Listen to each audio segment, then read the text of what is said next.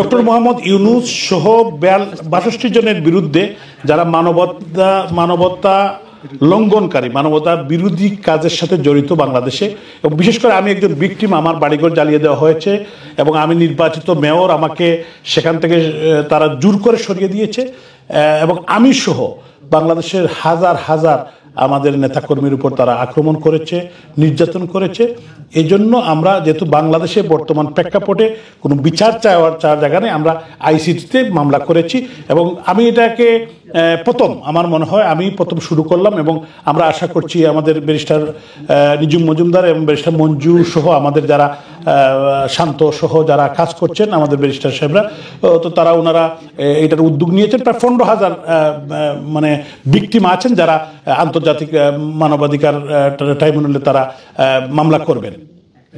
আমি বিশ্বাস করি একটি বিচার আছে, প্রকৃতির একটা বিচার আছে এই বাংলার মাটিতে। আমি সাংবাদিক বন্ধুদের কাছে আমি এই কথা তুলে ধরতে, এই বাংলার মাটিতেই আপনারাও দেখবেন, আমরাও দেখব। আমাদের এখানে বয়োজ্যেষ্ঠ আমাদের সিনিয়র নেতৃবৃন্দ এখানে আছেন, আমাদের সুলতান ভাই আছেন, ফারুক ভাই আছেন, আহাদ ভাই আছেন, আরও নেতৃবৃন্দ আছেন। তো আমি এটা বিশ্বাস করি, কেন যেন আমার মনে হয় এই ডক্টর ইউনূসের বিচার যেহেতু জোর করে ক্ষমতা দখল, সংবিধান লঙ্ঘন, বাংলার মাটিতেই তাদের বিচার হবে এবং এই বিচার আমরা সবাই দেখতে পাবো। কারণ হলো যে তারা যেভাবে নির্যাতন করছে, যেভাবে দখলদারিত্ব এবং এই আমাদের যে স্বাধীন বাংলাদেশকে একটি পরাধীন রাষ্ট্র তারা বানানোর জন্য চেষ্টা করছে, একটি গোষ্ঠীর কাছে এটাকে তুলে দেওয়ার চেষ্টা করছে। তো আমি আপনাদেরকে ধন্যবাদ জানাই যে এই সন্ধ্যায় ট্রাফিকের মধ্যে আপনারা কষ্ট করে এখানে এসেছেন এবং আপনাদের যখন প্রশ্ন থাকলে আপনারা করতে পারেন। এবং আজকে সন্ধ্যায় আমরা আইসিসিতে পাঠিয়ে দিয়েছি, ইনশাআল্লাহ আমাদের লয়াররা পাঠিয়ে দিয়েছেন এবং আবারও ওনাদেরকে আমি ধন্যবাদ জানাই, কৃতজ্ঞতা জানাই যে তারা অনেক কষ্ট করেছেন এবং এটাকে উপস্থাপন করেছেন। তো আমি বিশ্বাস করি আরও মামলা হবে এদের। যেহেতু আপনাদের মনে প্রশ্ন আসতে পারে যে আজকে কেন আমরা বাংলাদেশে তো কোনো পরিবেশ নাই, বাংলাদেশে তো এই যে দখলদার বাহিনী, এই যে দখলদারিত্ব বাংলাদেশে, যদিও দেখেছেন ডক্টর আসিফ নজরুল সাহেবরা তারা কিন্তু অনেক ভালো ভালো কথা বলে, তো ওনাদের নামটা মুখে আনতো আমার কাছে লজ্জিত মনে হয় নিজেকে একজন বাঙালি হিসেবে, বাংলাদেশের নাগরিক হিসেবে। কারণ হলো এরা শিক্ষিত, এরা বিশ্ববিদ্যালয়ে পড়ে, কিন্তু তাদের যে আচার আচরণ, তাদের যে মানে ফেসিস্ট বিহেভিয়ার, গণভবনের আপনার পুকুর পাড়ে বসে এই যে বেবি উপদেষ্টা আছে না, তারা কিন্তু সেলফি দিয়ে বলে যে প্রাইম মিনিস্টারের নাম ধরে বলে যে হাসিনার পুকুর পাড়ে, যে কত বড় বেয়াদব হলে। কারণ তাদের এইটার থেকে এরা বিশ্ববিদ্যালয়ে পড়েছে, ঢাকা বিশ্ববিদ্যালয়ের স্টুডেন্ট, ঢাকা বিশ্ববিদ্যালয়ে আমরা প্রাচ্যের অক্সফোর্ড বলে খ্যাত এবং আমাদের বাংলাদেশের একটি অত্যন্ত ঐতিহ্যবাহী বিশ্ববিদ্যালয়। এই বিশ্ববিদ্যালয়ে এই ছেলেগুলা কিভাবে ভর্তি হলো আর তার মা বাপরাও তারা কিভাবে, আমি যখন আমার বাচ্চাকে, আমার 3টা ছেলে আছে এবং আমিও ব্যক্তিগতভাবে আমার বয়স তো নিয়ারলি 55 ইয়ার্স ওল্ড, আমরা ছোটবেলায় তো পরিবার থেকে মা বাপ বলেছেন মুরব্বীদের সাথে কিভাবে কথা বলতে হয়। আমার 1 বছর সিনিয়র যারা, তাদেরকে আমি সম্মান করে কথা বলি। এবং কিভাবে একজন রাষ্ট্রের প্রধানমন্ত্রী, উনি 4 বার নির্বাচিত প্রধানমন্ত্রী, উনি জাতির পিতার কন্যা, উনি শেখ হাসিনা। এদের মনে রাখতে হবে উনি কিন্তু শেখ হাসিনার অল্টারনেটিভ শেখ হাসিনা, আবার শেখ হাসিনা, আবার শেখ হাসিনা। তো তারা হয়তো এই হিসাবটা তারা বুঝতে পারছে না। এদেশের মুক্তিকামী মানুষ, এদেশের 18 কোটি মানুষ, এদেশের স্বাধীনচেতা মানুষ এদেরকে ছাড়বে না। কারণটা হলো এদের দিন পুড়িয়ে এসেছে। আজকে কিন্তু বিদেশেও কিন্তু মানুষজন তাদেরকে প্রশ্ন করা শুরু করেছেন। আজকে রাস্তাঘাটে ফ্রান্সেও কালকে এই বেবি উপদেষ্টাকে মানুষজন ধরে জিজ্ঞাসা করছে, ডক্টর আসিফ নজরুলকে সুইজারল্যান্ডে জিজ্ঞাসা করছে। কারণটা হলো তারা আগে যেভাবে মনে করেছিল গেম এরকম না, যে জোর করে ক্ষমতা দখল করে শেখ হাসিনাকে হত্যার চেষ্টা, মাননীয় প্রধানমন্ত্রীকে, এবং আপনারা দেখেছেন বঙ্গবন্ধুর 2 কন্যাকে তারা হত্যা করতে চেয়েছিল। এবং খুনিরা কিন্তু 75 সালে যে খুনিরা তারা সাকসেসফুল হতে পারে না, এরা কিন্তু অনেকটা সাকসেসফুলের দ্বারে কাছে চলে গিয়েছে। এবং অনেকেই কিন্তু এখানে স্টেটমেন্ট দিচ্ছে যে আমরা তো আরো একটা 15ই আগস্ট করাতে চাইছিলাম, এবং এটার এভিডেন্স কিন্তু আসছে। তো আমি বলতে চাই রাখে আল্লাহ মারেকে, ইনশাল্লাহ এদেশের মানুষ এই এদেশের মানুষ অস্ত্র হাতে যুদ্ধ নিয়ে দেশ স্বাধীন করেছে। এদেশের মানুষ তারা গণতন্ত্রে বিশ্বাস করে। তো এই ট্রেইটারদের দিন বেশি দেয়। এবং ডক্টর ইউনূস কোনোদিন জনগণের কোনো কাজে আমরা দেখি নাই। এখন কিন্তু মাইক্রো ক্রেডিট করে ডক্টর ইউনূস সুদের ব্যবসা করে আজকে কিন্তু জবরদখল করে ওনার যে শখ ছিল দীর্ঘদিনের। আর আরেকটা কথা বলি, অনেক সময় আমি আপনাদেরকে বলি, আগে আমারও মনে হতো যে ডক্টর ইউনূস যে আপনার বিভিন্ন সময় সরকারের সাথে বিভিন্ন বনাবনি হচ্ছিল না, যে হচ্ছিল, এটা কোয়েকশন দেখাতো। বঙ্গবন্ধুর কন্যা শেখ হাসিনা উনি কিন্তু বুঝতে পেরেছিলেন, উনি কিন্তু শয়তানদেরকে সবসময় উনি আইডেন্টিফাই করতে পারতেন। Doctor Yunus as a traitor, as a fascist, বাংলাদেশের সবচেয়ে বড় fascist doctor Yunus at the moment. তো আমি বলতে চাই এই ফেসিস্টদের বিচার বাংলার মাটিতে হবে, এটা কোনো সন্দেহের কোনো অবকাশ নাই।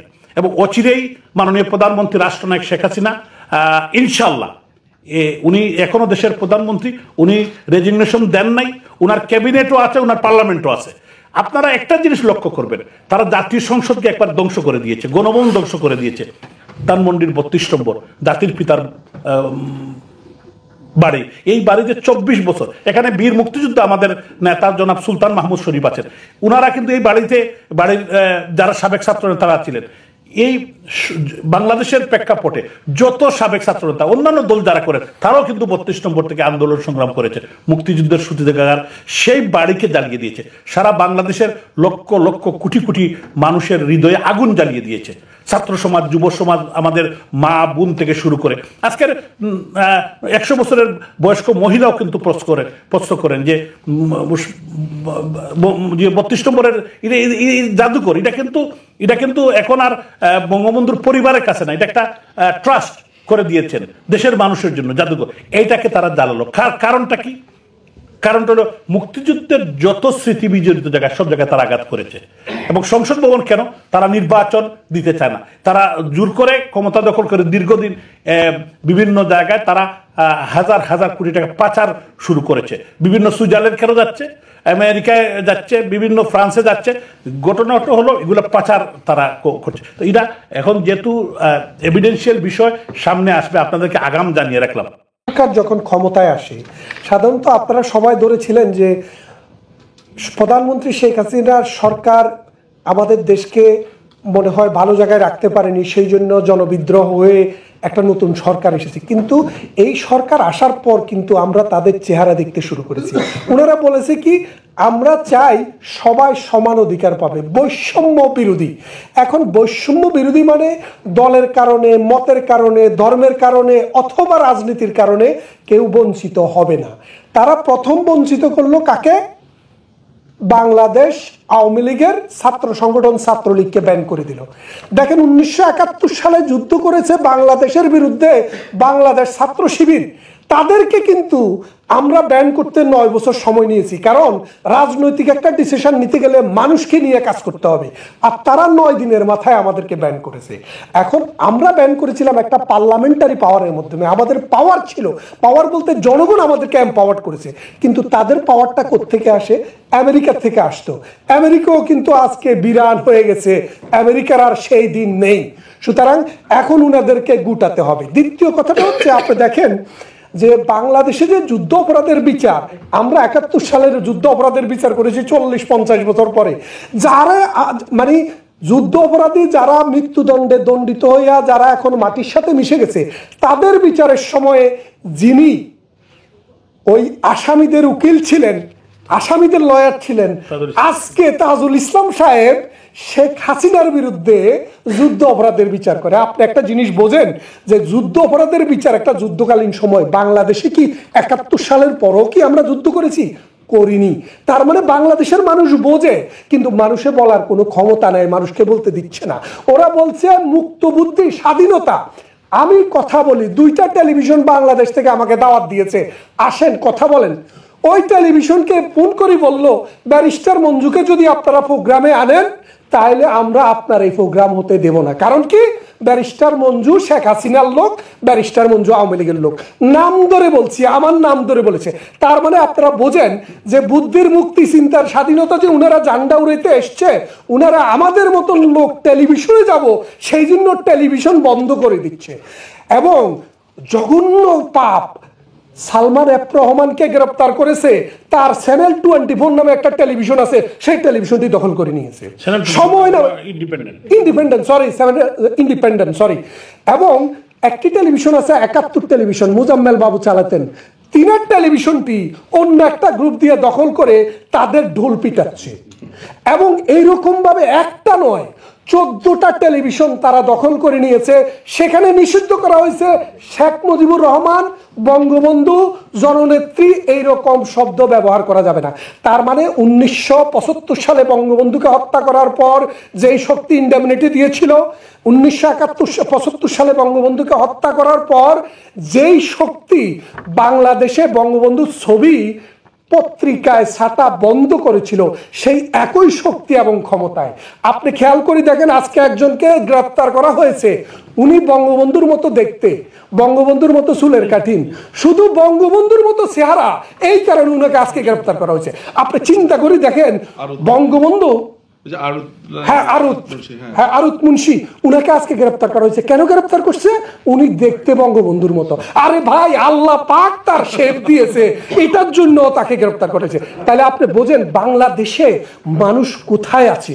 যেই মানুষ স্বপ্ন দেখতো আগামী 5-7 বছর পরে আমার ছেলেবেলারা ব্রিটেন আমেরিকার সাথে লড়াই করবে অর্থনীতিতে সাম্যতা আনার জন্য, সেই দেশের মানুষ এখন ভিক্ষা করার জন্য রেডি হচ্ছে। আপনি 10টা মানুষকে র্যান্ডমলি জিজ্ঞেস করেন আপনি কেমন আছেন, বলে যে আগেই ভালো ছিলাম। আগে কখন? জননেত্রী শেখ হাসিনারা বলে। এখন সেদিকে যাচ্ছি না, রাজনীতি বাড়াবো না। শুধু একটা কথাই বলি, আজকে আমরা এই মামলাটা কেন আন্তর্জাতিক আদালতে করতে হলো, কেন আমরা বাংলাদেশে করতে পারলাম না? কারণ বাংলাদেশে যারা ক্ষমতা দখল করেছেন তারা আইন করে বলেছেন যে বাংলাদেশে এই অপরাধের বিচার হবে না। সুতরাং আমাদের কাছে ওই আইসিসিতে দেওয়া ছাড়া অন্য কোনো ফোরাম নেই।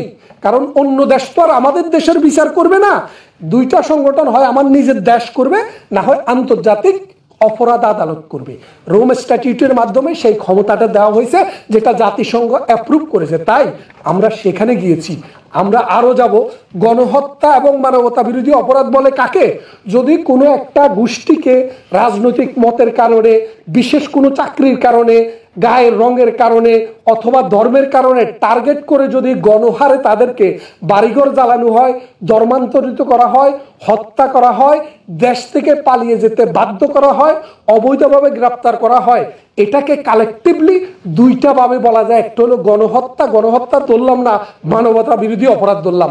কারণ মানুষ হিসেবে মানুষের যে অধিকার, সেই অধিকার না দিয়া যখন গণহারে কোনো মানুষকে, কোনো একটা গোষ্ঠীকে বঞ্চিত করা হয়, তখন এটাকে বলা হয় মানবতা বিরোধী অপরাধ।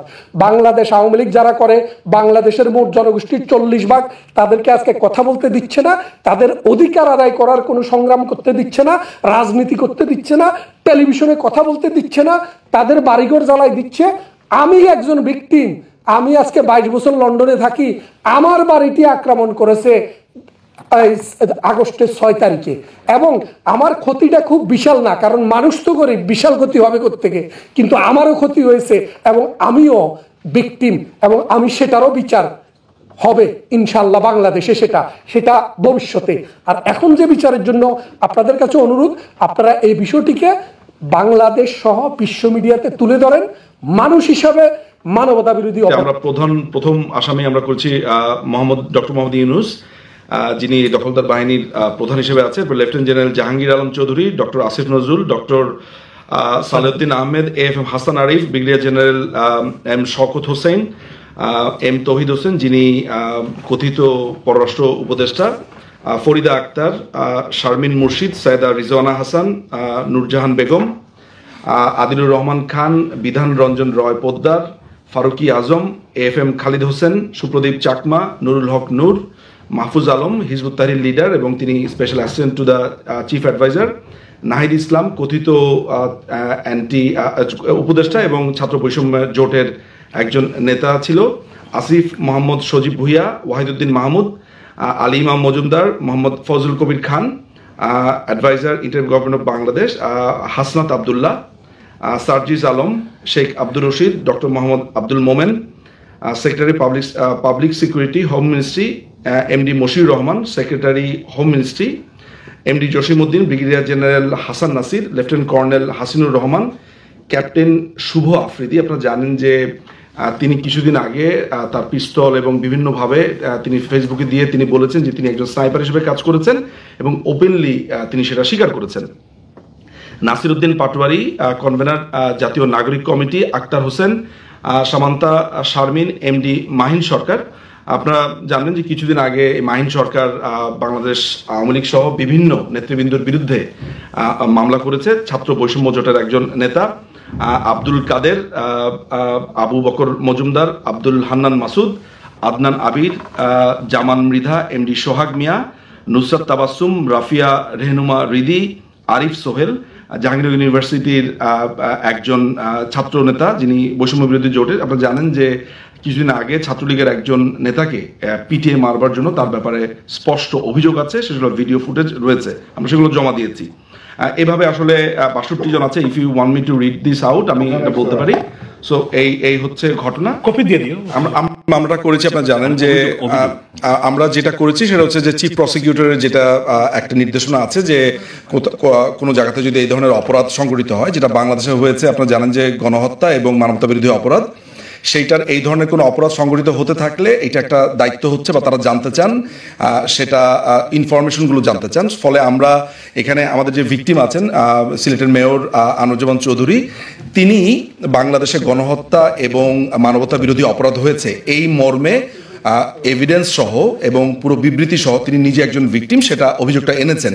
এখন প্রক্রিয়াটা যেটা হয়েছে যে আপনারা জানেন যে রোম স্ট্যাটিউটের আর্টিকেল 15 অনুযায়ী এই অভিযোগটা একজন ইন্ডিভিজুয়াল দায়ের করতে পারেন এবং এটাকে আমরা বাংলাদেশের সাধারণ অর্থে চিনি সুও মোটো, অর্থাৎ ব্যক্তিগত উদ্যোগে প্রসিকিউটর যিনি আছেন, চিফ প্রসিকিউটর, তার নির্দেশে এটা তিনি তার নোটিশে আনতে পারেন এবং যদি আমাদের এটা গ্রহণ করেন তাহলে একটা প্রি ট্রায়াল হিয়ারিং হবে, সেটা হেগেই হবে এবং সেই হিয়ারিংয়ে যারা অপরাধী হিসেবে আমরা নাম দিয়েছি তাদেরকে সমন জারি করা হবে এবং সেখানে দুপক্ষই তাদের রিপ্রেজেন্টেশন দিতে পারবে এবং সেখানে বলার অবকাশ রয়েছে যে সেখানে কার কি অবস্থান।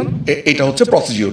সোফার আমরা এই অভিযোগটা দায়ের করার পরে আমরা কনফার্মেশন পেয়েছি যে তারা আমাদের এই অভিযোগটা বুঝে পেয়েছেন এবং আমাদের যে সমস্ত এভিডেন্সগুলো আছে আমরা দিয়েছি সেগুলো পেয়েছে এবং অলরেডি ইতিমধ্যে বলা হয়েছে যে এটা আসলে যাত্রা। আমরা চিন্তা করছি প্রায় 15,000 ভিকটিম আমরা জানি আমাদের এরকম নেটওয়ার্কের ভেতরে আছে যারা প্রত্যেকেই ইন্ডিভিজুয়ালি অভিযোগ দায়ের করতে চান। রোম স্ট্যাটিউট যেটাকে বলে রোম বিধি 98 সাল থেকে, রোম বিধিতে বলা আছে যদি পৃথিবীর কোনো জায়গায় মানবতা বিরোধী অপরাধ, যুদ্ধ অপরাধ এবং অ্যাগ্রেশন, আরেকটি হচ্ছে ক্রাইম এগেনস্ট হিউম্যানিটি, এরকম 4টা অপরাধ যদি সংগঠিত হয় তাহলে কোনো ব্যক্তি, কোনো গোষ্ঠী, কোনো প্রতিষ্ঠান অথবা কোনো রাষ্ট্র অভিযোগ আনতে পারে। তিনি সংক্রুদ্ধ হইতে পারেন, তিনি ভিকটিম হতে পারেন, ভিকটিম নাও হইতে পারেন। তো সেই হিসাবে যে কোনো ব্যক্তি এই অপরাধের জন্য অভিযোগ নিয়ে আসতে পারেন এবং সেটার জন্য একটা পোর্টাল রয়েছে, সেই পোর্টালে আপনার অভিযোগ এবং প্রমাণ সহ দাখিল করতে হয়। আমরা সেটাই অবলম্বন করেছি। আমরা একজন ভিকটিমকে দিয়ে অপরাধ সংগঠিত কখন হয়েছে, কোথায় হয়েছে, কিভাবে হয়েছে সেটা প্রমাণ সহ জমা দিয়েছি। জমা দেওয়ার পরে আমরা একটা অ্যাকনোলেজমেন্ট পেয়েছি, অর্থাৎ বর্তমানে একটি নাম্বারভুক্ত মামলা হিসাবে এটি রয়েছে এবং ভবিষ্যতে আমরা আরও মামলা নিয়ে আসবো, আরও একাধিক মামলা নয়। কারণ আপনি জানেন যে মানবতা বিরোধী অপরাধ বা গণহত্যা হতে গেলে এটাকে বিশাল জনগোষ্ঠীর মধ্যে হতে হয়। তো 1 জন 2 জন বা 3 জন কোনো ইস্যু না, এখানে শত শত হতে হয়। তো বাংলাদেশ আওয়ামী লীগ বাংলাদেশের 40% মানুষ মিনিমাম রিপ্রেজেন্ট করে। এই 40% মানুষের অবস্থা খুবই খারাপ। আপনি যদি কলকাতায় যান, অসংখ্য বাঙালি সেখানে পড়ে আছে অদ্যাহারে অনাহারে শুধু জীবন বাঁচানোর জন্য, নিজের ঘর বাড়ি ছেড়ে বাস্তুহারা হয়ে কলকাতায় গিয়ে জীবন কাটাচ্ছে। লন্ডনে তো সবাই আসার সুযোগ পাচ্ছে না। আপনারা একটু দ্বিতীয়ত আমরা আপনাদের প্রশ্ন হচ্ছে যে আমরা বাংলাদেশের আদালতে না গিয়ে আইসিসিতে কেন গেলাম। আপনারা জানেন ডক্টর ইউনূসের অবৈধ সরকার ক্ষমতা দখল করার পর ওনারা একটা নির্দেশ জারি করেছে। সেই নির্দেশে বলেছে যে বাংলাদেশে এই যে গণহত্যা যে অপরাধ হয়েছে বা অর্থাৎ যে অপরাধকারীরা যে অপরাধ করেছে তাদের কোনো বিচার বাংলাদেশে এই মুহূর্তে হবে না। তো বাংলাদেশে যদি না হয় তাহলে বিচার কি হবে না? সেই রকম ক্ষেত্রে আমাদেরকে আন্তর্জাতিক ক্রিমিনাল কোর্টে যাওয়া ছাড়া অন্য কোনো অপশন ছিল না। যদি বাংলাদেশে আদালতে বিচার করতে পারতাম, বিচার চাইতে পারতাম, তাহলে আমরা সেখানে যেতাম না।